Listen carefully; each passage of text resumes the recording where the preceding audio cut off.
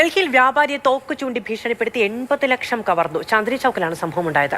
വെടിയുതിർത്ത് ഭീകരാന്തരീക്ഷം സൃഷ്ടിച്ച ശേഷം കവർച്ചക്കാരൻ രക്ഷപ്പെട്ടു. അനൂപ് ദാസാണ് വിവരങ്ങളുമായുള്ളത്. അനൂപ്, എന്താണ് വിശദാംശം? ഇന്നലെ രാത്രിയാണ് ഈ സംഭവം ഉണ്ടായത്. ചാന്ദിനി ചൗക്ക് നഗരത്തിൽ തന്നെയുള്ള സ്ഥലമാണ്. മാത്രവുമല്ല വലിയ ആൾത്തിരക്കുള്ള സ്ഥലമാണ്.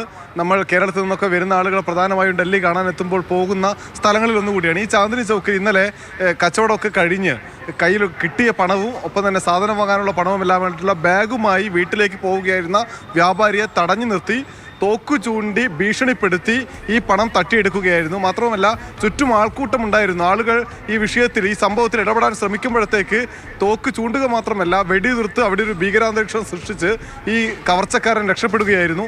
എന്തായാലും ഇത്ര സമയമായിട്ടും ഏതാണ്ട് 12 മണിക്കൂർ കഴിഞ്ഞിട്ടും പോലീസിന് ഈ കവർച്ചക്കാരനെ സംബന്ധിച്ച് വിവരമൊന്നും ലഭിച്ചിട്ടില്ല. പ്രത്യേക അന്വേഷണ സംഘം രൂപീകരിച്ചിട്ടുണ്ട്.